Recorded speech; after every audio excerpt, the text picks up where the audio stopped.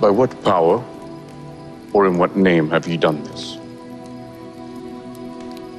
Ye rulers of the people and elders of Israel, if we this day be examined of the good deed done to the impotent man, by what means he is made whole, be it known unto you all and to all the people of Israel, that by the name of Jesus Christ of Nazareth, whom ye crucified, whom God raised from the dead, even by him doth this man stand here before you, whole. This is the stone which was set at naught of you builders, which has become the head of the corner. Neither is there salvation in any other, for there is none other name under heaven given among men whereby we must be saved.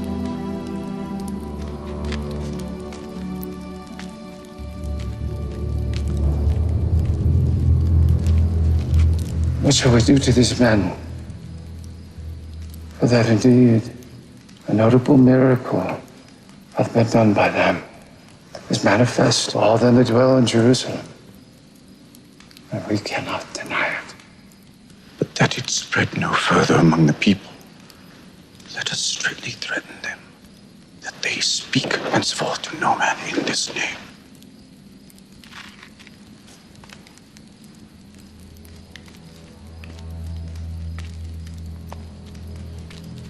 It is the order of this council that you do not speak the name of Jesus or teach in the name of Jesus. Violation of this order will bring punishment upon you according to the law. Whether it be right in the sight of God to hearken unto you more than unto God, judge ye. For we cannot but speak the things which we have seen and heard. You have been warned.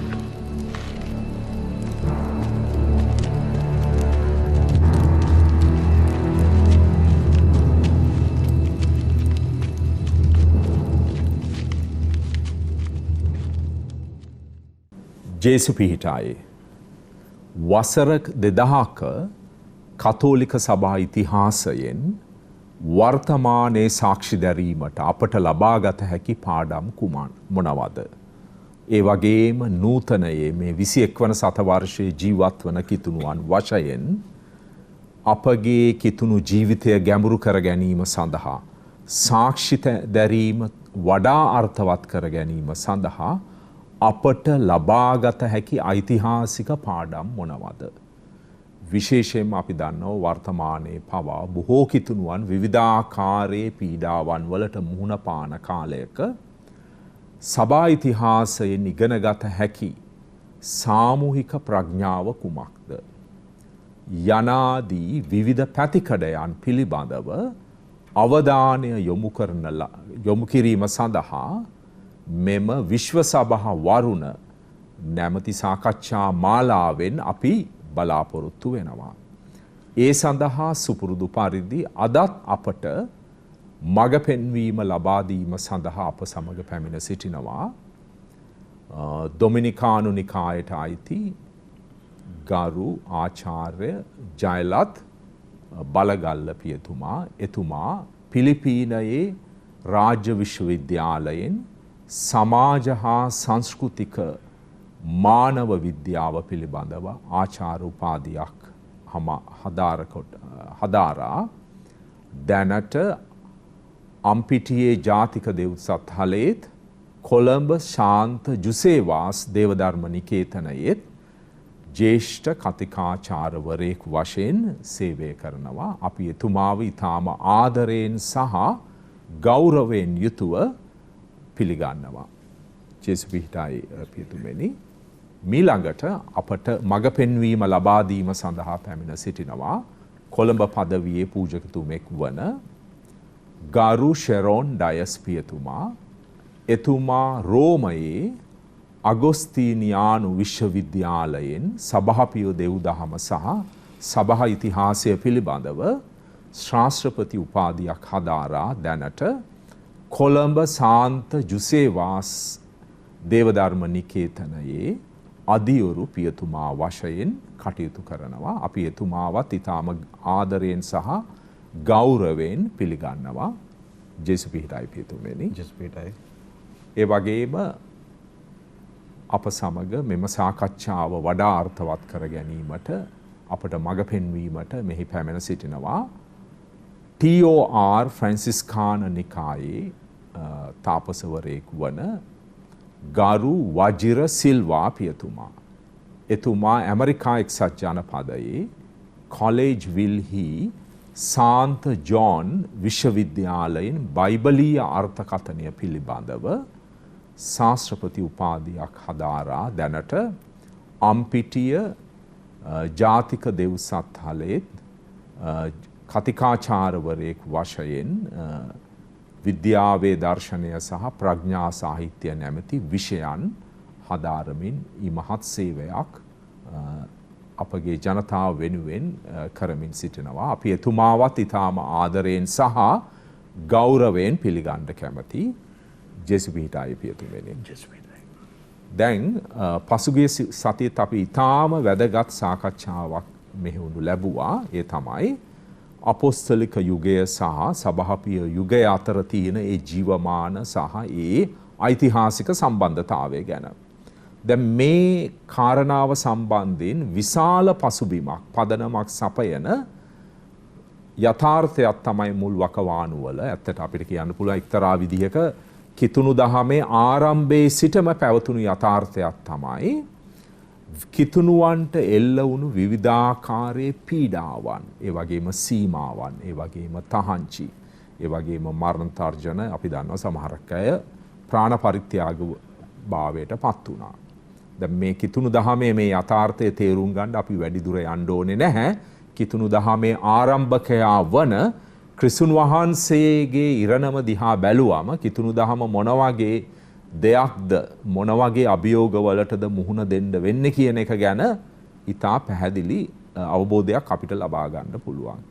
ඒ නිසා මම මුලින්ම කැමති මේ ප්‍රශ්නය යොමු කරන්න අපගේ ගරු ජයලත් බලගල්ල පියතුමාට මේ පීඩාවන් වලට හේතුව කුමක්ද පියතුමනි? ඇයි මේ පීඩාවන්, ඇයි මිනිසුන් කිතුණුවන්ට පීඩා කරන්න පෙළඹුණේ ආරම්භයේ සිටම? මොකක්ද මේ පිටිපස්සේ තියෙන මේ අභිරහස?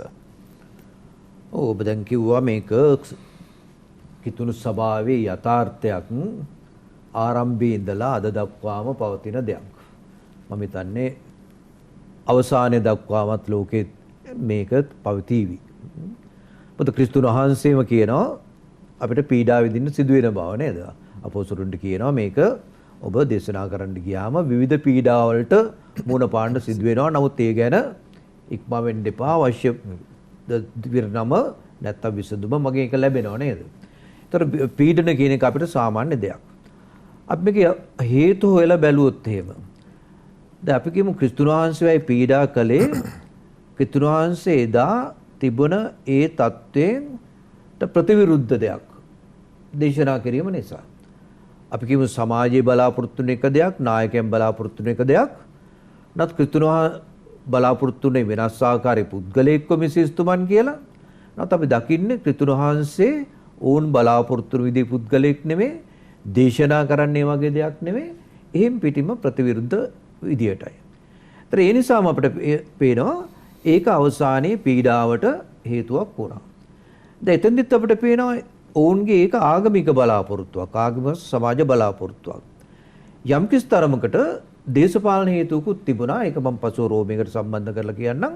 අපි කියමු නේද කයිපාස් කරන නායක පූජකරයා කියනවා ජාතිය වෙනුවෙන් එක පුද්ගලයෙක් දීපදොර කමක් නැහැ කියලා. නේද? මන්ද ඔවුන් හිතුවා මේ පුද්ගලයාගේ මේ තිබෙන විප්ලවකාරී තත්ත්වය නිසා නැත්නම් අලුත් අදහස් නිසා සමහර විට මුළු ජාතියටම ඒ වෙනුවෙන් වන්දි ගෙවන්න සිද්ධ වෙයි කියලා. ඒතර පේනවා විවිධ හේතුන් තිබුණා. ඒතර ආගමික හේතුන්, සමාජීය හේතුන්, ඒ වගේම දේශපාලන හේතුත් තියෙනවා. ඒතර මේකම තමයි අපිට පේනවා මෙන්න අපොස්තලුන්ගේ කාලයට ආපුහම. දැන් බැලුවොත් මුලදිම අපොස්තලුන්ට ඊතරම් ප්‍රශ්නයක් තිබුණේ නැහැ නේද? ඔවුන් දේශනා කළා, අලුත් ඔවුන් එකතු වෙලා යාඥා කළා. නැත් ඒ ගමම්ම ජෙරුසලම් දේව මන්දිරයට ගිහිල්ලා කළා යාඥා කළා. අර ජුදා සිරිත් පැවැත්තුණා. නතර පින ක්‍රමානුකූලව ඔවුන් ඊට වෙනස් පිළිවෙතක් අනුගමනය කරන්න පටන් ගත්තේ. අර ජුදා චරිතෙත් මේ අලුත්ම දේවල් අදහස් එන හැටි අලුත් විදිහේ ක්‍රමයක් බෙදයක් බිහි වෙන හැටි ජුදා නායකයෝ දැක්කා. මේක උන්ට එක විදිහක තර්ජනයක්. මොකද Tamanගේ මෙතෙක් කල් පිබුණ ජුදා ආගමට තර්ජනයක් වෙයි කියන දේ. ඒ වගේමයි පිරිස එන්න වැඩි වෙනවා නේද? කිතුණු ධර්ම තිබුණ පිරිස දවස ගානේ වැඩි වෙන්න පටන් ගත්තා. මේක එක විදිහකින් මෙන්න සමාජීය ප්‍රශ්නයක් වගේම උන්ට ආගමික ප්‍රශ්නයක් පුද්ගලික ප්‍රශ්නයකුත් බවට පත් වෙන්න පටන් ගත්තා. ඒතර මේ නිසා තමයි කිව්වේ ජෝම්තුමන්ව පෙදුතුමන් වැනි ගෝලයන්ව මන්ත්‍ර සභාවට ගෙනලත් කිව්වේ දැන් මේක නතර කරන්න. ඔය මිනිස්යාගේ නාමයෙන් දේශනා කරන්න එපා. ඒතර මේ වගේ මේ අලුත් ප්‍රතිවිරුද්ධ අදහස් ප්‍රතිවිරුද්ධ ක්‍රමය නිසා අපිට පේනවා සභාව පීඩාවට පත් වුණ හැටි මුල ඉඳලාම. ඒතර විවිධ හේතු තිබුණා.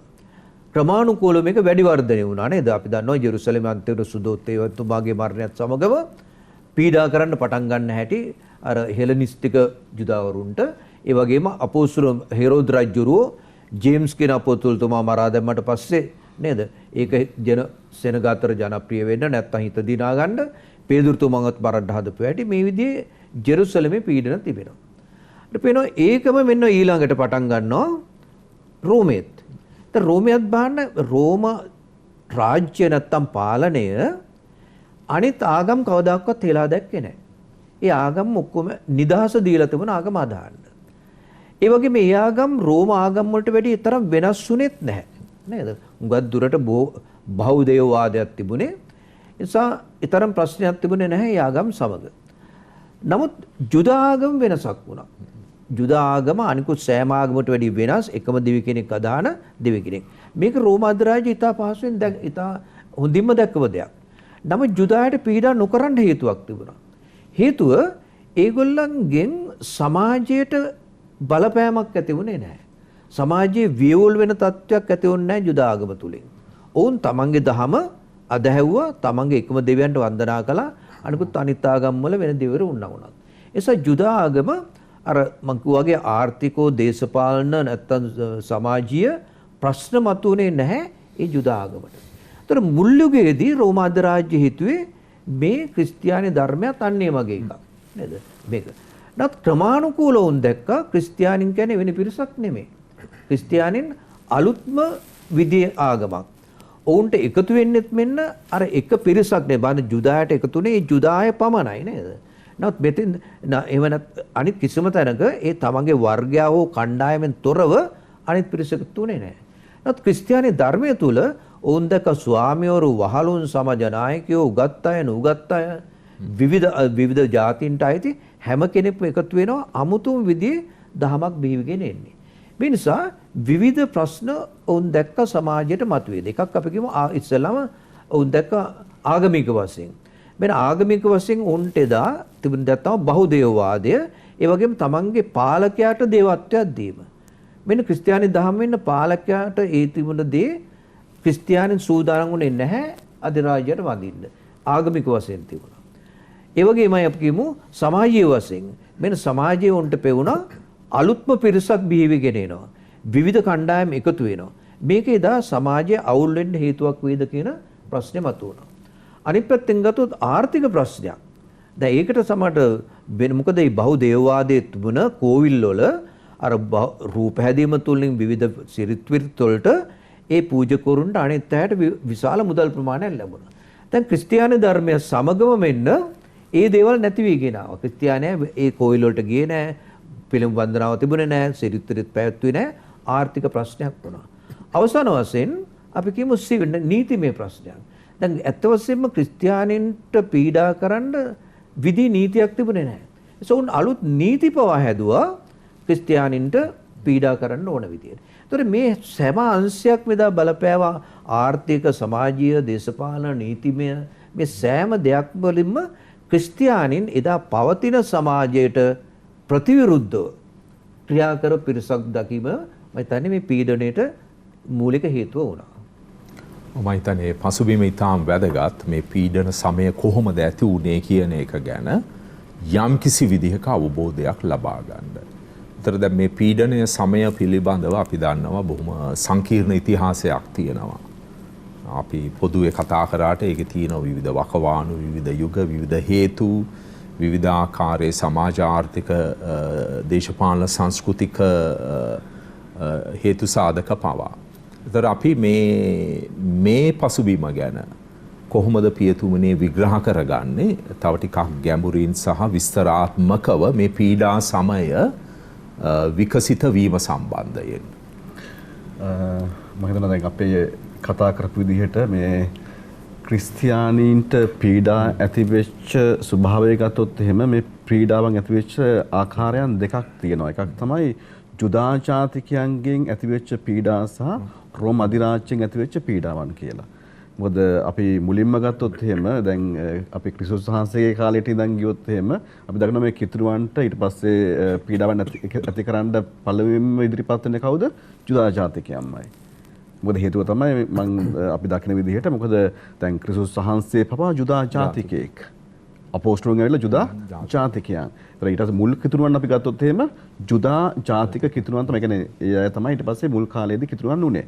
ඒතර මෙන්න මේ හරහා අපි ගත්තොත් එහෙම මුලින්ම මේ කිතුරුවන් කියන මෙන්න මේ ජනතාව මේ අලුත් සංඝය අලුත් මේ පිරිස අභියෝගයක් උනේ ජුදා ජාතිකයන්ට.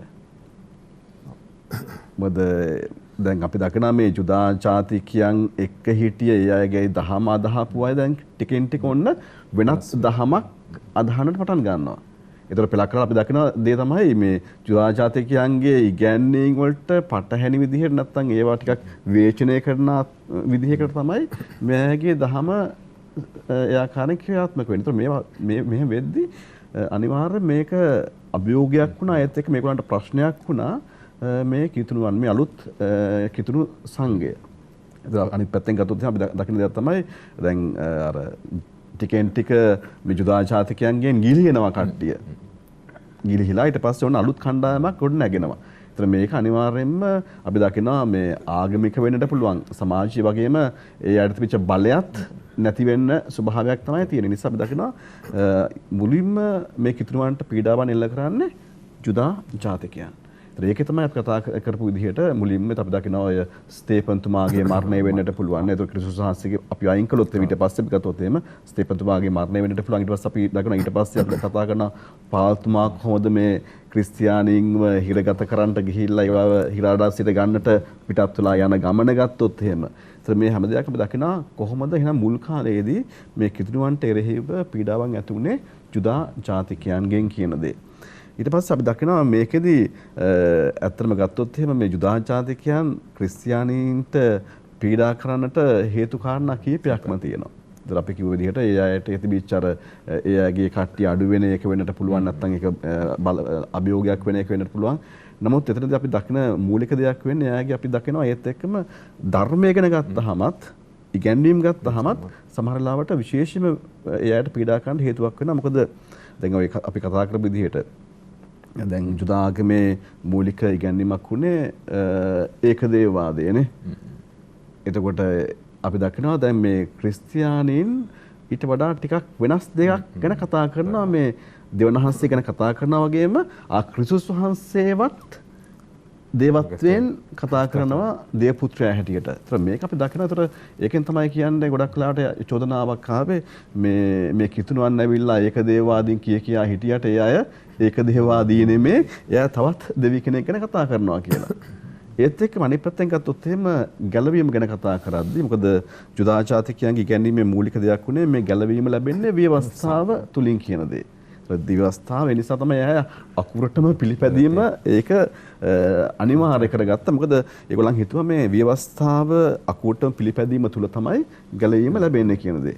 නමුත් අපි දකිනවා ඔන්න ක්‍රිස්තියානි මේ අලුත් ආගම තුල දකිනවා මේ ව්‍යවස්ථාවට වඩා එතනින් ඔබට ගිය දෙයක් ගැන කතා කරනවා. ඒ ව්‍යවස්ථාවට සීමා වෙන්නේ නැතුව කියනවා ව්‍යවස්ථාව ප්‍රතික්ෂේප කරනවා නෙමෙයි. නමුත් ඒත් එක්කම කතා කරනවා මේ ව්‍යවස්ථාව නෙමෙයි ගැලවීම දෙන්නේ. අදහිල්ල විශ්වාසය කියන දේ.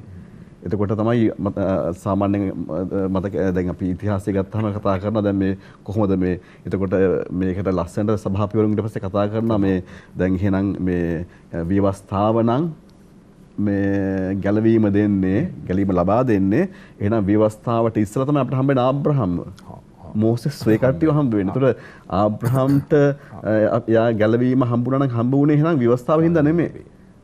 හම්බෙන්නේ මොකද්ද? ඔහුගේ තිබිච්ච ඇදහිල්ල හින්දා, විශ්වාසයෙන් හින්දා. එතකොට මේ වගේ අපි දකිනවා කොහොමද ඊට පස්සේ මේවා ගැන කතා කරන්න කියලා සභාපතිවරු. අපි දකිනවා මෙන්න මේ වගේ අපි දකිනවා ටිකෙන් ටික මේ අපේ මේ අලුත් මේ ක්‍රිස්තියානි දහම ඒ අයට ටිකක් ඒගොල්ලන්ගේ ඉගැන්වීම් වලට නැත්නම් ඒගොල්ලන්ගේ ධර්මයට ඔන්න බලපෑමක් ඇති කරනවා. ඊට පස්සේ අපි ආයෙ ගත්තොත් එහෙම විශේෂයෙන්ම දැන් සුදෝ ලියවිල්ල පවානේ ඒ සුදෝ ලියවිල්ල තියෙන දේවල් ගත්තොත් එහෙම ඒවා අපි දකිනවා ඔක්කොම ක්‍රමෙන් අපි දකිනවා මේ අර අලුතෙන් දේවල් එකතු වෙනවා නේ. ක්‍රිස්තුස් වහන්සේ අර හැමතිස්සෙම කිව්ව දෙයක් නේ. දැන් අර මේ ව්‍යවස්ථාවේ මෝසස්ගේ නීතිය මේ වගේ දේවල් තියෙන. නමුත් මම කියනවා මේ වගේ දේවල් කියලා. ඒතර අපි දකිනවා මේ වගේ අර ක්‍රමක්‍රමයෙන් මේ අලුත් මේ නව ආගම නැත්තම් මේ ධර්මය ඇති වෙද්දී ඒක බලපෑම අනිවාර්යෙන්ම යුදා ජාතිකයන්ට. මේ නිසා තමයි ඒ අය හේතුවක් වුණේ මේ යුදා ජාතිකයන්ම කොහොමද මේ අපේ මේ කිතුණු අයට පීඩා කරන්නට. ඒ නිසා තමයි දකින්නේ ස්ටේෆන් තුමාට පීඩා කරන්න මූලික දෙයක් වුණේ මොකද? ඔහු දේමාලිගාවේ එතන ගිහිල්ලා ක්‍රිස්තුස් වහන්සේ ගැන දේශනා කරනවා. එතකොට මෙච්චර කාල දැන් මේ යුදා ජාතිකයන් මේ මරපු නැත්තම් ඒ අය කුරුසේ එල්ලපු මේ කෙනාගේ තියෙන යහපත් දේවල් ගැන ඉගැන්වීම් ගැන තමයි දේශනා කරන්නේ. ඒතර මේ වගේ අපි දකිනවා කොහොමද? ඒතර මුල් කාලේ අපි දකින දෙයක් තමයි මේ පීඩාවන් ඇති වෙද්දී ඒ පීඩාවකට මුල් වුණා යුදා ජාතිකයන්. ඊට පස්සේ අපි දකිනවා ක්‍රමක්‍රමයෙන් තමයි ඔන්න අපිට මතක ඇති දැන් ක්‍රියාපොතේ කතා කරනවා මට 10 වෙනි පරිච්ඡේදයේ කොර්නේලියස්ගේ සිත් හැරීම. මොකද එතනින් තමයි අපිට ආරම්භ වෙන්නේ මොකද අන්න ආගමිකයන් කොහොමද ක්‍රිස්තියානි දහම වැළඳගන්නේ කියන දේ. ඒතර කියන්නේ පේතුමාගේ මග පෙන්වීමෙන් තමයි මේ දේවල් අපි කතා කරන්නේ. ඊට පස්සේ අපි දකිනවා අන්න එතනින් පස්සේ අපි දකිනවා ඊට පස්සේ පාල්තුමාගේ ධර්මෘත ගමන් මේ හරහා අපි දකිනවා ක්‍රමක්‍රමයෙන් ඔන්න අන්න ආගමිකයන් ඔන්න ක්‍රිස්තියානි ධර්මයේ වැළඳ ගන්නට පටන් ගන්නවා. එතකොට අපි දකිනවා මෙන්න මේ ආකාරයෙන් ඔන්න ඉස්සෙල්ලාම යුදා ජාතිකයන්ට සිද්ධ වෙන කිතුණන්ට පීඩා කාණ්ඩ යම් හේතු හින්දා ඔන්න ක්‍රමක්‍රමයෙන් ඊට අන්න ආගමිකයන් ක්‍රිස්තියානි බවට පත්වීම නිසා නැත්නම් සිත් ඒ කියන්නේ මේ බෞද්ධිස්මය ලබා ගැනීම නිසා ඔන්න ක්‍රමක්‍රමයෙන් අන්න ආගමිකයන් බොහෝ දෙනෙක් වැඩි වෙද්දී කිතුණු සභාව තුළ ඊට පස්සේ අපි දකිනවා ඔන්න අර රෝම අධිරාජ්‍ය යටතේදී මේ කිතුණන්ට පීඩාවන් ආරම්භ වෙනවා. ඉතින් දැන් මේක අපි මම තව ගැඹුරින් තව අපිට පුළුවන් අපිට කොහොමද මේ කාලවකවානුත් එක්ක ඊට පස්සේ පීඩාවන් ඇති වුණේ කියන දේ කතා කරන්න. නමුත් මෙතෙන්දී අපි දැනගන්නට ඕන මේ එක දෙයක් තමයි දැන් අපි දැන් උදාහරණයක් ගත්තොත් එහෙම දැන් ඔය අපි ගැලවීම ඉතිහාසය ගත්තාම ආරම්භයේ ඉඳන්ම දැක්ක දෙයක් තමයි මේ පීඩාවන් ඇතිවෙන්න මූලික හේතුවක් වුණේ ඒ නායකයන්ට ඇතිවෙච්ච බලපෑම් හින්දා. දැන් අපි ගත්තොත් එහෙම එදා පාරාවන්. ඒතර අපි දකිනවා මේ අර ඊස්ට් රජාන්තාවනේ කොහෙද මිසරේ ඉද්දි. ඒතර යාර තිබිච්ච පීඩාවන් නැත්තම් ඒ දුන්න ඒ වද හිංසා වැඩි වෙන්නට හේතු වුණේ මොකද්ද? අර හේබ්‍රු ජනතාව දවසින් දවස වර්ධනය වීම තමයි මූලික වෙන්නේ. එතකොට තමයි බය වුණා කොහොම හරි මේක අධිරාජ්‍යයට ප්‍රශ්නයක් වෙයි තමන්ගේ පාලනයට කියලා. ඉතින් මෙන්න මේ ස්වභාවයක් තමයි අපි දකින්නේ. එතකොට මේ කොහොමද මේ අර ගැලවීම ඉතිහාසයේ ආරම්භයේ ඉඳන් තිබිච්ච ඒ ස්වභාවය තමයි අපි දකින්නේ පහු කාලේනවත් මේ කිදුණුවන්ට පීඩාව ඇති වෙන්නට හේතු වුණේ ඒ පසුබිම්මයි වෙන්නේ. හොඳයි. දැන් මම හිතන්නේ ඒක ඊටාම වැදගත් කාරණයක්. දැන් එහිදී මේ පසුබිම සම්බන්ධයෙන් මම වජිරපියතුමාගෙන් දැනගන්න කැමති නව ගිවිසුම තුල එන ඉඟියන් මොනවද සහ ඒවාට හේතු භූත වූ ඓතිහාසික ඒ වගේම දේවධාර්මික ඒ වගේම සමාජ ආර්ථික දේශපාලනික හේතු මොනවද මේ පීඩාවන් වැඩි වර්ධනය වීමට සහ පැතිරීමට පියතුමනි? මම එක වචනයකින් ඔකට උත්තර දුන්නොත් කිතුණු ජනතාව නැත්නම් සම්විධානන් වහන්සේව අදහන උන්වහන්සේ පසුපස්සේ යන සෙනගට පීඩාවක් ඇති වෙන්න මූලික ප්‍රධානතම හේතු වුණ එක වචනයකින් උත්තර දුන්නතින් දේව මාලිගාව. මම විස්තර කරන්නම් ඒක කොහොමද ඒක වෙන්නේ කියලා බයිබලීය ඓතිහාසික විමර්ශනයට අනුකූලව. දැන් අප සම්විධානන් වහන්සේව කුරුසේ එල්ලා මරණ කාලයේ වකවානුව වන විට මම කැමති වටාපිටාව ගැන චුට්ටක් මෙතෙන්ට එන්න ඉස්සෙල්ලා විස්තර කරන්න. මොකද ඒ අනුව මම මේ කියන්න යන දේ තේරුම් ගන්න පහසු නිසා. රෝම අධිරාජ්‍ය එතකොට තිබේරියස් කියලා අපි කියනවා. එයා තමයි රෝමේ අධිරාජ්‍යාව හිටියේ. ඔහුගේ කාලයෙන් ඔහුගේ අවසාන කාලය ඔහුගේ ආණ්ඩුකාරයාව හිටියේ පිලාත්. එතකොට රෝමානු ක්‍රමවේදය අනුව ඔය දෙන්නම එකතු වෙලා ජුදා ප්‍රදේශයට නැත්නම් ජුදාවට ඊතරම් හොඳින් සැලකුවේ නැහැ. මේ හේතුව හින්දා ජුදාවේ හිටපු නැත්නම් ඉස්රායලයේ හිටපු සීලට්වරු, සිකාරිවරු හා එසීනවරු, සදකයිට්වරු මේ ආදී විවිධාකාර ජුදා අපි කල්ට්ස් කියලා කියන එහෙම නැත්නම් කල්ලි කියලා අපි කියමුකෝ. මෙන්න මේ කල්ලි වලට අයත් වූවන් දැඩි ලෙස වෛර කරා රෝම අධිරාජ්‍යයට. ඔන්න එක පැත්තකින් ඔය වෛරය සමිදානන් වහන්සේගේ මරණය කාලේ පැමිණෙමින් තිබුණේ. දේශපාලනික වශයෙන් ඔය වකවානුව තුළ ওই විදිහටයි හැසිරුණේ. ජුදාවේ නැත්නම් දේවමාලිගාවේ මූලික ස්ථානය අරගෙන තිබ්බේ අන්නාස්ගේ බෑනා වූ කයාපාස්. එතකොට මේ වෙලාවේදී බල අරගලයක් සිද්ධ වෙලා තිබුණා. ඒ තමයි අන්නස්ගේ පවුලෙන් කයිපාස්ගේ පවුලට මේ නායක පූජක තනතුර ගියා. ඓතිහාසික තොරතුරු වලට අනුව අපි විශ්වාස කරනවා අන්නාස්ගේ දුව කයිපාස්ව විවාහ වෙලා හිටියාය කියලා. කෙසේ ඒ නිසායි මාමණ්ඩිය හා බෑනා කියන වචනේ උතෙන්ට එන්නේ. මෙහිදී අන්නාස් දැඩි ලෙස කැමැත්තක් දැක්ුවේ නැහැ ඓතිහාසික තොරතුරු වලට අනුකූලව කයාපාස්ට. ඔහුගේ පුත්‍ර වූ ජොනතන්ට මේ නායක පූජක තනතුර ලබා දෙන්න ඔහු බොහෝ විට කුමන්ත්‍රණය කරා තමාගේ දුවට හා බෑනාට විරුද්ධව. සමහර විට නිකදීමස් වගේ අයවලුන්ව පාවිච්චියට අරගෙන. ඒ ඓතිහාසික තොරතුරු වල වෙනත් ලේඛනවල සඳහන් වෙලා තියෙනවා. ඔය බල අරගලෙත් තිබුණා. ඔය අතරේ තමයි සමිදානන් වහන්සේව එල්ලා මරන්නේ. ප්‍රධාන හේතුව තමයි උන්වහන්සේ කියනවා මම රජෙක් මේ. එතකොට දේශපාලනික හේතුව රජ කියන වචනය. දැන් මේ රජ කියන වචනය රෝම පරිපාලනයට බැරෑරුම් වචනයක්.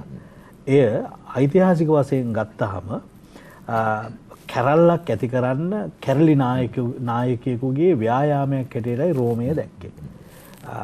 ඒ වගේම කයාපාස්ගේ පැත්තෙන් ඔවුන් වහන්සේ ප්‍රධාන ලෙස අභියෝග කළා එක දෙයකට. දේවමාලිගාව පෙන්නලා කිව්වා මේක කඩලා දවස් 3කින් හදනවා කියලා. ඒකත් ඔවුන් ගත්තේ වචනේ අර්ථයෙන්. ඒ වගේම උන්වහන්සේ කිව්වා මම දෙවියන්ගේ පුතා. එතකොට මම දෙවියන්ගේ පුතා කියන එකට ප්‍රතිචාරයක් හැටියට තමයි සමිදානන් වහන්සේව එල්ලා මැරුවේ. දැන් ඔය සිද්ධි ඔය විදිහට සිද්ධ වෙනකොට කයාපාස් අතරයි පිලාතු අතරයි ඩිප්ලොමැටිකල් රිලේෂන්ෂිප් එකක්. ඒ කියන්නේ රාජ්‍ය ත්‍රාන්ත්‍රික රිලේෂන්ෂිප් එකක් තිබුණා. ඓතිහාසික තොරතුරු වලට අනුව. මේක ඊතරම් හොඳ තොරතුරක් නෙමෙයි ජුදාවට. ඒකට හේතුව වුණේ දේවමාලිගාව හා දේවමාලිගාවේ මුදල් අයථා විදිහට පරිපාලනය වෙන්න ගත්තා. විවිධ කටයුතු සඳහා උදාහරණයක් හැටියට තිබේරියස්ගේ අන්තිම කාලයේදී තිබේරියස් එනවා. ඒ කියන්නේ ක්‍රිස්තු වර්ෂ සමිදානන් වහන්සේ වෙලා මරලා අවුරුදු 3-4කින් වගේ කාලය ඇතුළත මේ කාලය ඇතුළත එද්දී වැඩි මුදලක් දේවමාලිගාවේ මුදලක් වියදම් කරන්න සිද්ධ වෙනවා. එය පියවා ගත්තේ අධික ලෙස බදු අය කිරීමෙන්. එතකොට සමාජ ස්තරයත් මේ වෙලාවේදී දේවමාලිගාවට විරුද්ධව කැරලි ගසමින් වුණා. එතකොට කැරලි ගසමින් ඉන්නේ නැද්දි ජේසු කියන මම මේක කඩලා දවස් 3කින් හදනවා. ඔබ හිතන්න ඒ කොතරම් කැරලිකාර වචනයක්ද. එතකොට මේ කැරලිකාරයා හැටියට සමිදානන් වහන්සේව හංවඩු ගැහෙන්න ගන්නේ දැඩි වෛරයක් ඇති වෙන්නේ කයාපාස්ට ඕන වෙන්නේ සමිදානන් වහන්සේව මරන්න මේ ප්‍රබල හේතුන් නිසා. එතකොට මෙතනින් මේක නතර වෙන්නේ නැහැ. අපෝස්තලවරුන් මොකද කරන්නේ? සමිදානන් වහන්සේ කිව්ව දේම කියනවා දේව මාලිගාව අපිට ඕනේ නැහැ. රිචුවල්ස් අපිට එපා. අපි නැවත යාග පූජාවල් කරන්නේ නැහැ. මේ කාලයේදී අපෝස්තලවරුන්ට විරුද්ධව නැගිටින්න කයාපාස්ට ඔහුනේ සෙන් හෙන්රින් සභාවෙන් තීන්දුව දෙන්නේ සාවුල්ට ගිහින් මරන්න කියලා. එතකොට මේ කාලයේදී දැඩි ලෙස අවුලක් සිද්ධ වෙනවා. ඒ තමයි දේවමාලිගාව ඕනෑයි කියලා කයාපාස් කෑ ගහන කාලේ ක්‍රිස්තු වර්ෂ 70ට කිට්ටු වෙන්න යන කාලේ. මේ කාලයේදී කලිගුලා තිබේරියස්ව මරලා රජකම අරගත්තා. දැන් එම්පරර් කලිගුලා. කලිගුලා එවනවා තමන්ගේ රූපය දෙවන ටෙම්පල් එක නැත්නම් සෙකන්ඩ් ටෙම්පල් අපි කියලා කියන දෙවන දේවමාලිගාවේ තැන්පත් කරන්න. ස්ත්‍රීන්ගේ මළුවේ හා දරුවන්ගේ මළුවේ. එතනින් එහාට අරගෙන යන්න කවුද පිලාත් ලොකු උත්සාහයක යෙදෙනවා. මෙන්න මේ උත්සාහයේදී පිලාත් හා කයාපාස් ගැටෙනවා. මෙතනදී කයාපාස් හා පිලාත් ගැටෙනවා. එතකොට උදාහරණයක් හැටියට මම නැවතත් කිව්වොත් කයාපාස් උත්සාහ කරනවා අර මම ඉස්සෙල්ලා කිව්වා අයවලුන් සියලු දෙනාවම. ඒ කියන්නේ සීලට්වරුන්ව, ස්තිකාරිවරුන්ව හා එසීනවරුන්ව එකතු කරගන්න දේවමාලිගාව රැකගන්න. ඒ හැමෝටම ඕන වුණා දේවමාලිගාව රැකගන්න එක ගෲප් එකකට ඇරෙන්න. ඒ තමයි ජීසස් ගෲප් මෙම්බර්ස්. සමිධානන් වහන්සේ පසුපස ගිය අයට දේවමාලිගාවේ තරම් වැදගත්කමක් නැහැ. ඒකට හේතුව සමිධානන් වහන්සේගේ බෞතිස්මයත් උන්වහන්සේගේ ගැලවීමත් වරප්‍රසාදයක් තුල ලැබෙනවා මිසක් රිචුවල්ස් වලින් දැන් ඊශ්‍රායල් සෙනගට වැදගත් කරුණු තුනක් තියෙනවානේ. පළවෙනි එක තමයි යාවේ තනන් වහන්සේ. උන්වහන්සේ ප්‍රධාන වෙච්ච කරුණු තුනක් තියෙනවා. එක දේවමාලිගාව. දෙක දවාර් නැත්නම් අපි කියන ශුද්ධ ලියවිල්ල. තුන rituals of purifications. දවාර් කියන එකෙන් නැත්නම් වචනේ එන්න පෙර උන් සැලකුවේ the land. දෙවියන් ඇවිද්ද පොළව. පොළව අවශ්‍යයි, දේවමාලිගාව අවශ්‍යයි, පවිත්‍ර වීමේ වත්පිළිවෙත් අවශ්‍යයි. මේ ඔක්කොම මුල් කිතුණු සභාව ප්‍රතික්ෂේප කරනවා. දැන් සාධාරණ හේතු නැද්ද කිතුණු සභාවට පීඩා කරන්න? මේ හේතු නිසා කිතුණු සභාවට දැඩි ලෙස පීඩා කරන්න පටන් ගන්නවා. මෙතනදී යන්තම් හරි ක්‍රිස්තියානීන් සමග එකතු වෙන්නේ එසීනවරු. අවිහිංසාවාදී කොටසක් නිසා එසීනවරු එකතු වෙලා මොකද ඩොක්ට්‍රින් එක එකයි. darkness and light. අන්ධකාරයත් ආලෝකයත්. පිළිබඳ ගැටීම තමයි එසීනවරු වන්නන්නේ. බෞතිස්මය තුල අපි කරන්නේත් ඒකම. ඇත්තටම කිව්වොත් එසීනවරුන්ගේ බෞතිස්මය තමයි මොඩිෆයි වෙලා අපිට එන්නේ. දැන් එසීනවරු බෞතිස්මය ලබා ගද්දී අපි දන්නවා මේ වගේ පඩිපෙලකින් බැහැලා වතුර වලක් වගේ තැනක් තියෙනවා. ඒකෙන් යටින් එහා පැත්තේ පඩිවලින් ගොඩ එනවා. ඕක තමයි ජුවාම් බෞතිස්මය එහෙම නැත්නම් ස්නාවක ජුවාම් අපට උගන්වන්නට උත්සාහ කළේ. ඒකම තමයි අප සමිධානන් වහන්සේගේ ශ්‍රාවකයන් කළේ ශුද්ධාත්මයන් වහන්සේ පැමිණීමේ හේතුවක් හා සාධකයක් හැටියට. එතකොට අපිට දැන් පෙනෙනවා මේ වාතාවරණය තුල බ්ලේම් එකක් දෙන්න පුළුවන් හොඳම කොටස තමයි ක්‍රිස්තියානිකාරයෝ.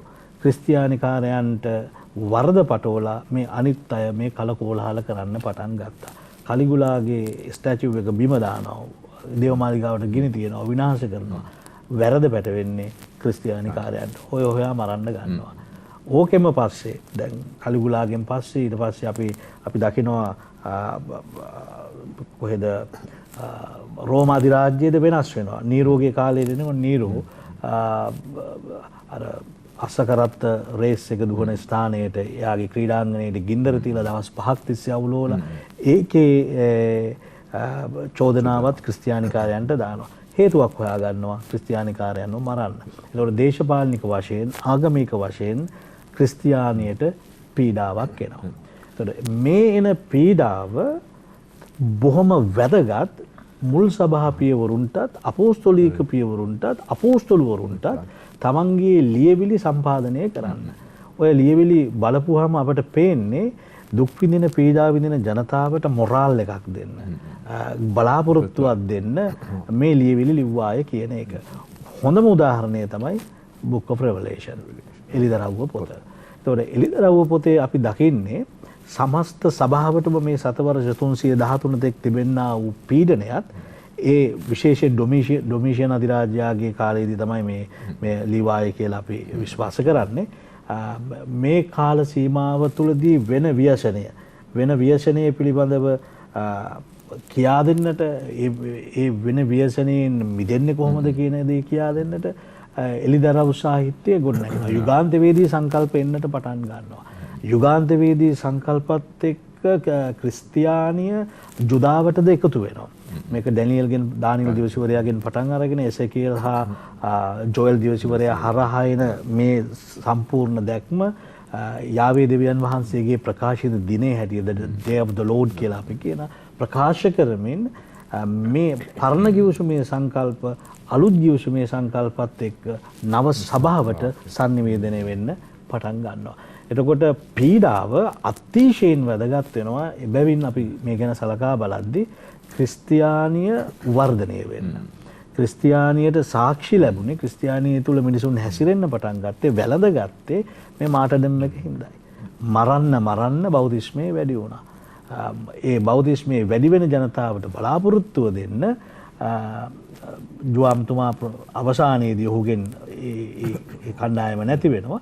මේ මොරල් එක දෙන්නට ලොකු උත්සාහයක යෙදුණා. මම අවසාන වශයෙන් කිව්වොතින් දැන් ඉස්සරම සභාවේ අපි සැමරුවේ නෑනේ සමිධාන වහන්සේගේ උපත. අපි උපත සමනන්නේ නැහැ. අපි සැමරුවේ උත්ථානයේ විතරයි. නමුත් ඇයි උපත සමරන්න ඕනෑ කියලා මේ මුල් සභාවට අවසාන භාගයේදී ආශාවක් ලැබියාවක් එන්නේ. පළමු සුභාරංචි තුල නැහැ උපත පිළිබඳ සංකල්පයක් නැහැ. පළමු සුභාරංචිය තුල ලූකා මැතිව් ඒ පිළිබඳව කතා කරන්නේ උත්ථානයේදී ප්‍රකාශ වෙච්ච දෙවියන් මනුෂ්‍ය භාවයේ තුල පටන් ගැනීමේ සිටම දෙවියන් බව ප්‍රකාශ කරන්නටයි. එතකොට ඒ ප්‍රකාශ කිරීම තුළ දුක් විඳින ජනතාවට බලාපොරොත්තුවක් දෙනවා අපේ දෙවියන් සුරංගනා කතාවක් නොවේ. මේ දෙවියන් අප අතරයි. අප අතර ඇති නිසා උන්වහන්සේ විගස වඩිනසේක. හැම ලියවිල්ලකම ඔන්න ඔය බලාපොරොත්තුව තමයි දෙන්නට උත්සාහ කළේ. දැන් මේක අඩ්වෙන්තුස් කියන වචනේම තියෙනවා. අඩ්වෙන්තුස් කියලා කියන්නේ රෝම අධිරාජ්‍යය රටක් අල්ලගත්තයින් පස්සේ තමන්ගේ අධිරාජ්‍යයේ රටක් යටත්වැසියෙක් බවට ඒ රාජ්‍ය ප්‍රකාශ කරන්න ආණ්ඩුකාරයෙක් එක්ක තමන්ගේ සලකුණ එවනවා. එතකොට සලකුණ ඉස්සරහින් යද්දී ෆැල්කන් කෙනෙක් නැත්නම් රාජාලියෙක් සලකුණ ඉස්සරහින් යවද්දී ජනතාව নমස්කාර කරන්න ඕන. මේ එන්නේ අධිරාජ්‍යය. එතකොට ඊශ්‍රායල් ක්‍රිස්තියානි සෙනගට පීඩා කරමින් කිව්වා නුඹලාත් নমස්කාර කරන්න කියලා. දැන් নমස්කාර කළොතින් විශ්වාසය බිඳෙනවා. එබැවින් කලේ ඔවුන් කිව්වා නෑ අපි নমස්කාර කරන්නේ නෑ. අපි নমස්කාර නොකරන්න හේතුව තමයි උන්වහන්සේ අප අතරයි. උන්වහන්සේ විගස වඩිනසේක he is not yet.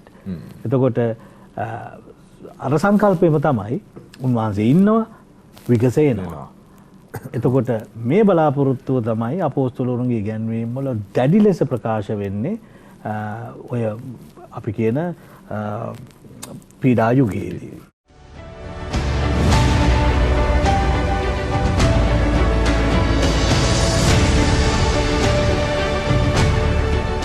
දැන් මේ පීඩා යුගයේදී පියතුමන්ලාට මම යොමු කරන්න කැමතියි මේක මහ පුදුමාකාර දෙයක් සිදු වුණා. අපි කියන එක පරස්පර විරෝධී දෙයක්. පැරඩොක්ස් එකක්. සාමාන්‍යයෙන් අපි දන්නවා බොහෝ වෙලාවද පීඩාවක් කරලා එහෙම නැත්නම් පාගලා දේවල් යට කරන්න පුළුවන් ඒක ඉවරයි. දැන් මුල් කිතුණුවන් සම්බන්ධයෙන් වගේ මේක වර්තමානයේටත් ඇත්තක්. මොකද වුනේ පීඩා කරන්න මිනිසුන් බය වුණේ නැහැ. එක පැත්තකින් මහ පුදුමාකාර විදිහට කිතුණු දහම පැතිරෙන්න පටන් ගත්තා. ශක්තිමත් වෙන්න පටන් ගත්තා. තර කොහොමද මේක වුණේ? දැන් ඇත්තට මේක තර්ක බුද්ධියෙන් බැලුවොතින් අපි අපේ ප්‍රඥාවෙන් බැලුවොතින් මේක වෙන්න බැරි දෙයක්, පුදුමාකාර දෙයක්.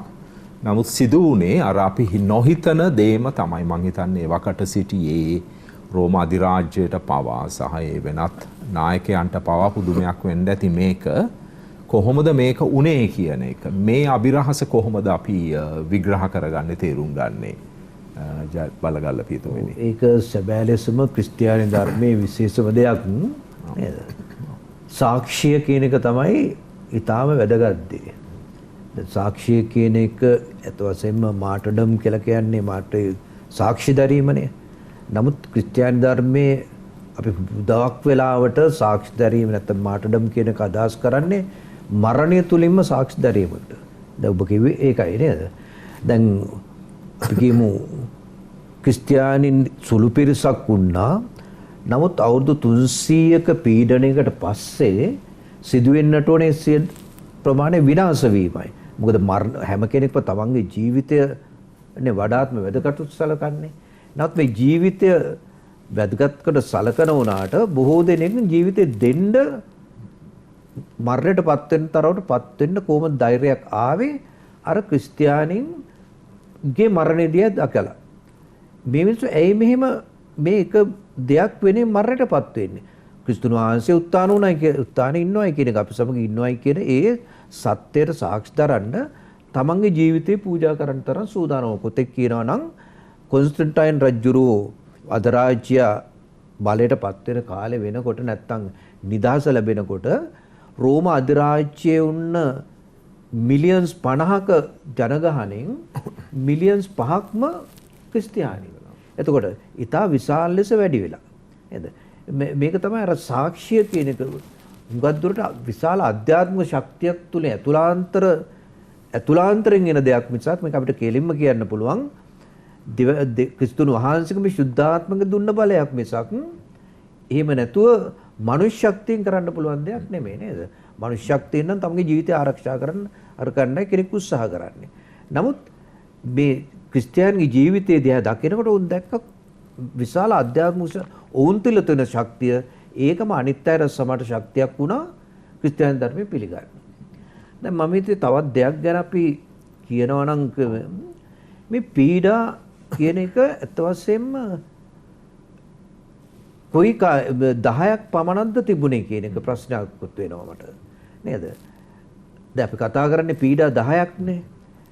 අධිරාජ්‍යවරු 10 දෙනා දුන්නේ මුළු කාලය තුලම නැහැ නේද? මුළු කාලය තුල උන්නේ නැහැ. එතකොට අධිරාජ්‍යන්ත රාශියක් වුණා. මේ සෑම කෙනෙක් අතිම්ම සමට යම්කිසි තරමක පීඩාවක් වෙන්න ඇති. මේ එහෙම නැත්තම් කාලයක් පීඩාවක් ඇති වෙලා ආය නතර වෙනවා අවුරුදු ගණනාවක්. උදාහරණයක් අපි කියමු නීරෝ රජුරු නේද රාජ්‍යගේ පීඩාව නතර වුණේ ක්‍රිස්තු වර්ෂ 65 දී.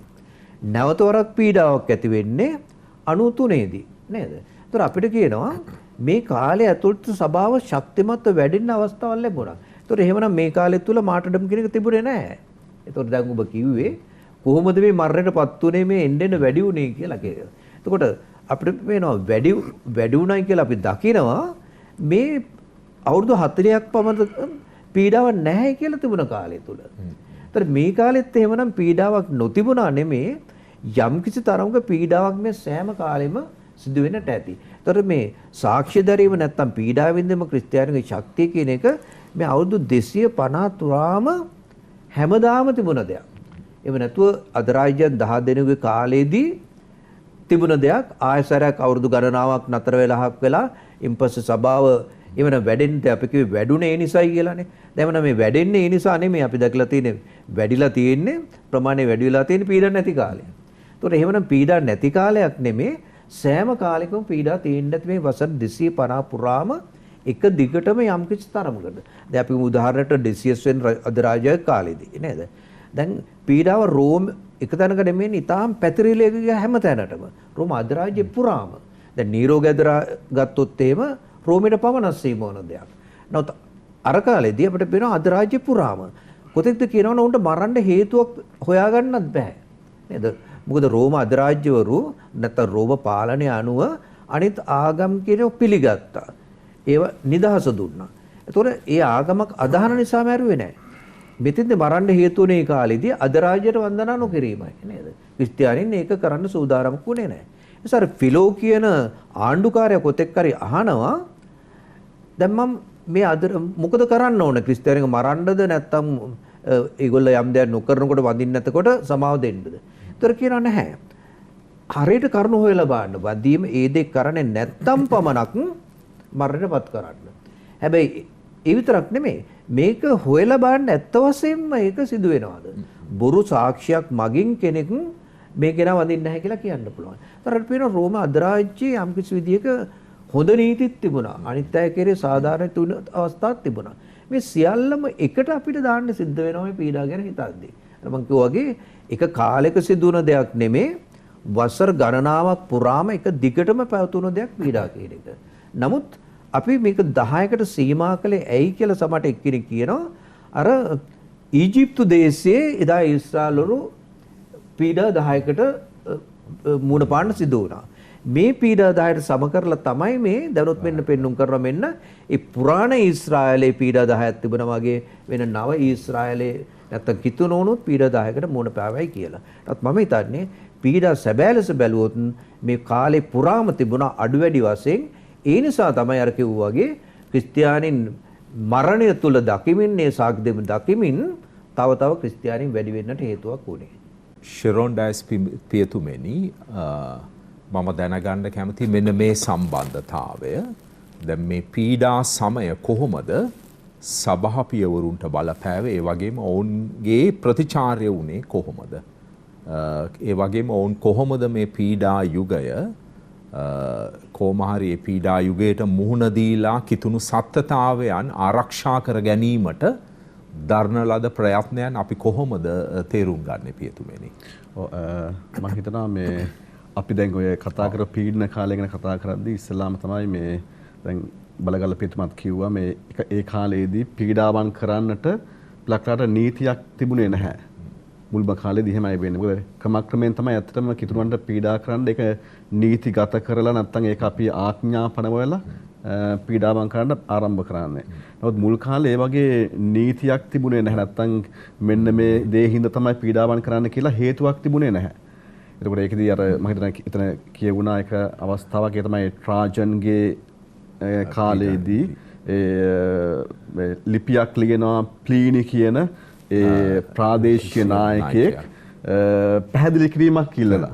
ඒ කියන්නේ මේ පීඩාවන් කිරීම සම්බන්ධයෙන් පැහැදිලි කිරීමක් ඉල්ලනවා. මොකද එතකොට මේ ලියන දේ තමයි ඔහු අහනවා මේ කොයි වගේ හේතු වලටද ක්‍රිස්තියානියාට පීඩා කරන්න පුළුවන් කියන දේ. එතකොට පුළුවන්ද මේ වගේ එතකොට ඒකෙන්ම පැහැදිලි වෙනවා මොකද්ද එහෙනම් ඒ කාලයේදී එනම් පැහැදිලි නීතියක් හරි නැත්නම් ක්‍රමවේදයක් තිබුණේ නැහැ. කොයි වගේද මොන හේතු හින්දාද ක්‍රිස්තියානියාට පීඩා කරන්න ඕනේ කියන දේ. ඒකෙදි තමයි ඇත්තටම එතකොට ට්‍රාජන් පිළිතුරක් හේතු දෙනවා. කියන්නේ ඔබ මේ අර ඔය ආව දඩයමේ ගිහිල්ලා නැත්නම් දඩයන් කරන්න පසුපස්සේ ගිහිල්ලා හඹාගෙන ගිහිල්ලා එයාව පීඩා කරන්නට එපා. යම් ආකාරයක හේතුවක් තිබුණොත් එහෙම ඒ අයට පීඩා කරන්න ඒක තමයි ඒතර ඒ අවස්ථාවේ හැටියට. එතකොට මේක අපිට පැහැදිලි කරනවා මුල් කාලේ මුල් වකවානුවේ රෝම අධිරාජ්‍ය යටතේ ක්‍රිස්තියානියාට පීඩා කිරීම සම්බන්ධයෙන් කොයි වගේද පීඩා සිද්ධ වුනේ. එතකොට ඒ කාලේ කියන දේ තමයි මේ අර කිතුණුවන් කියන නමට පවා පීඩාවන් කළා. හේතුවක් නැතුව.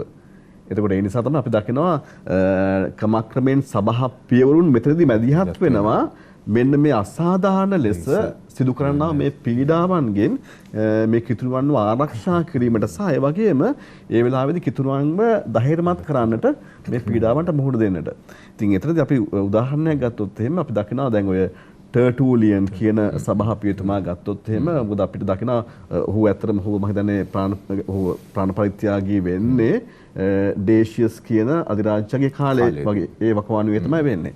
එතකොට ඔහුගේ ලේඛන දෙකක් විශේෂයෙන් අපිට හම්බ වෙනවා. එකක් තමයි ඔය අපොලොජෙටිකුස් කියන ලේඛනය. ඒතර අපොලොජෙටිකුස් ලේඛනයේ 50 වෙනි පරිච්ඡේදයේ තමයි කතා කරන්නේ the blood of the martyrs is seed of Christianity කියලා. අපි කතා කරනවා ඒ කියන්නේ ප්‍රාණ පරිත්‍යාගරුන්ගේ රුධිරය ඇවිල්ලා ක්‍රිස්තියානි ධර්මයේ බීජයයි කියලා. ඒත් මෙන්න මේ අදහස ඒ කාලේදී ගේන්නට හේතු වුණේ එකක් තමයි මේ ක්‍රිස්තියානි අයටව ධෛර්යමත් කරන්නට. නමුත් ඒකේම කතා කරනවා අනිත් පැත්තෙන් දැන් ඔහු මේක ඉදිරිපත් කරද්දී ලස්සන්ට ඔහු තර්කානුකූලව අරන් එනවා එතෙන්ට එන්නට ඉස්සෙල්ලා මේ කිතුණුවන් කියන්නේ කොයි වගේ කට්ටියක්ද කියලා. ඒතර කිතුණුවන් කියන්නේ කොච්චර යහපත් කට්ටියක්ද කොච්චර එකමුතුකමකින් ඉන්න කට්ටියක්ද කොයි වගේ අර අධිරාජ්‍යයට කියන්නේ උදව්වක් ගන්නට නැත්තම් මේ පුළුවන් කට්ටියක්ද කියන දෙක නෑ යහපත් පැත්තට. එතකොට මේ වගේ මෙන්න මේ යහපත් නැත්තම් මේ එකමුතුව ඉන්න නැත්තම් ප්‍රේමයේ තුල ගොඩනැගිලා ඉන්න කට්ටියකට තමයි පීඩාවන් කරන්නේ. ඒතර ඒ ආකාරයෙන් ඔහු උත්සාහ කරන ඉස්සෙල්ලා මේ කිතුණුවන් කියන අය ගැන විස්තරයක් කරලා ඊට පස්සේ ක්‍රමක්‍රමයෙන් ඊට පස්සේ අර රෝම අධිරාජ්‍යයට කියන්නේ එහෙනම් ඔබ මේ පීඩාවන් කරන්න ඕන කට්ටියකට නෙමෙයි.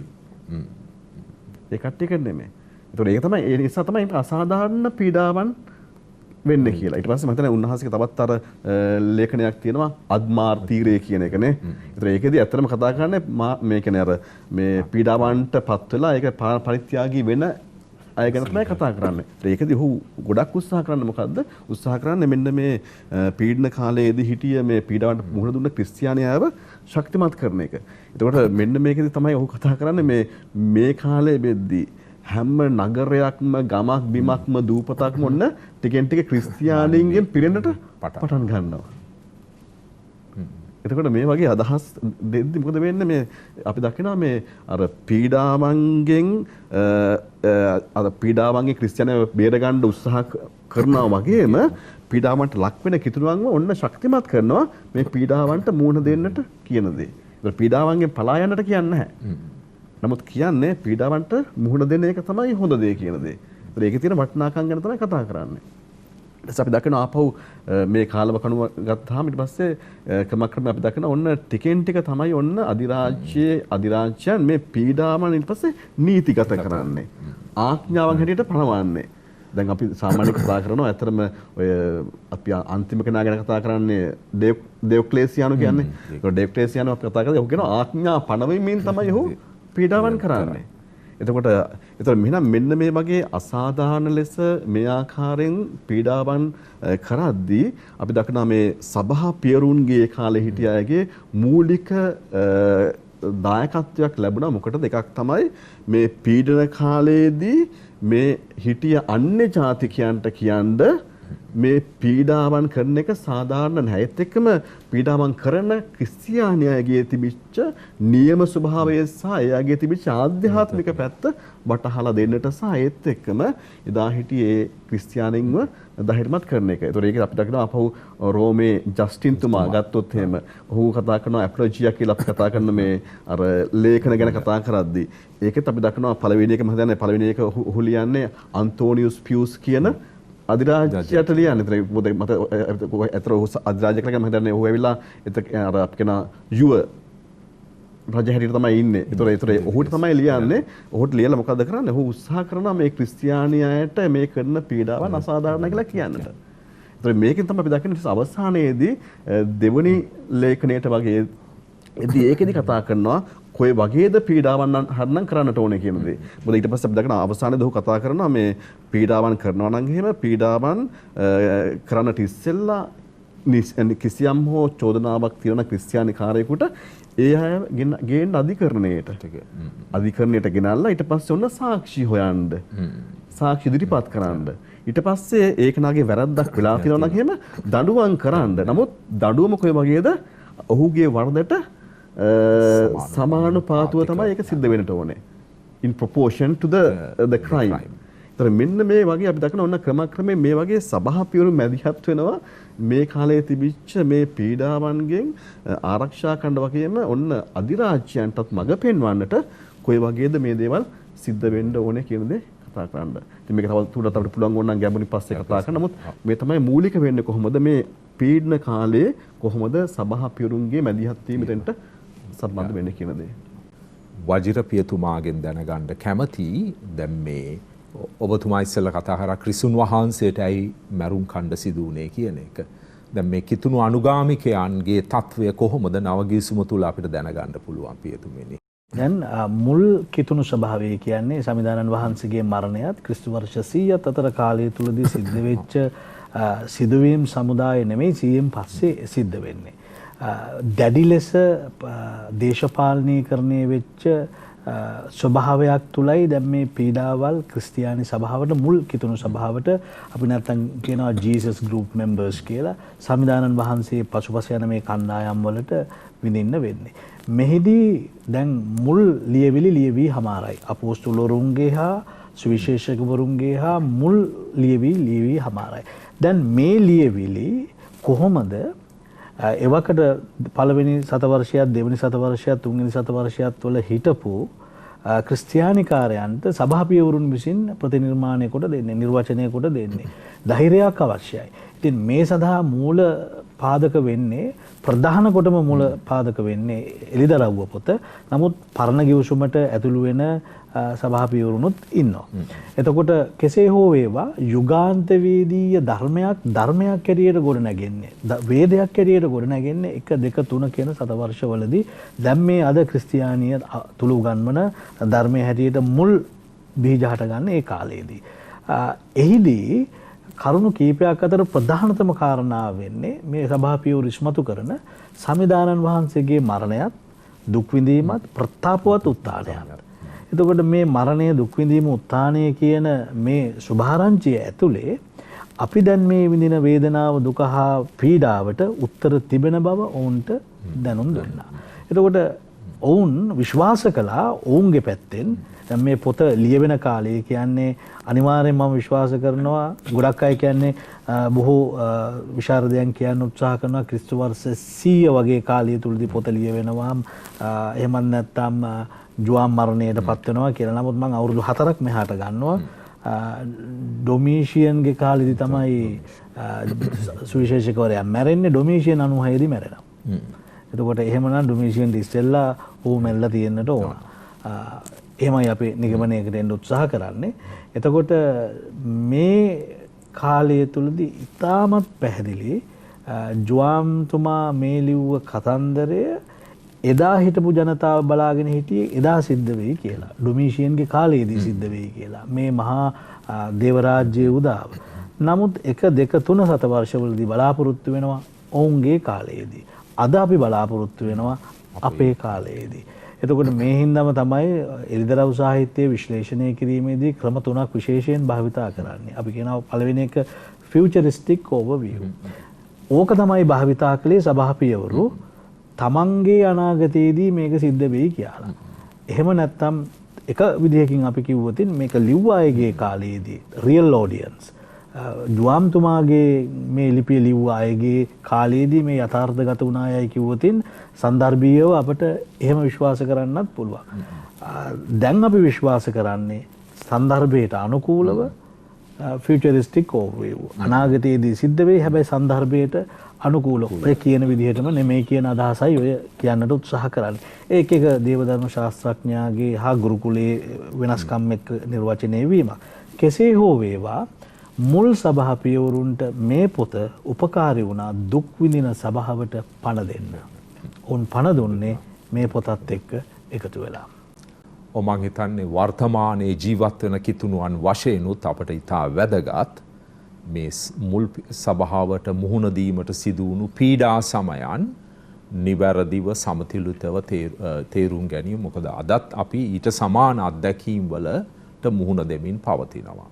අපට ඒ මහඟු මඟ පෙන්වීම සහ ආලෝකය ලබා දුන් අපගේ ගරු ජයලත් බලගල්ල පියතුමාටද ඒ වගේම ගරු ෂෙරොන් ඩයස් පියතුමාටද ඒ වගේම ගරු වජිරසිල්වා පියතුමාටද අපි ජේසු පිහිට ප්‍රාර්ථනා කරනවා.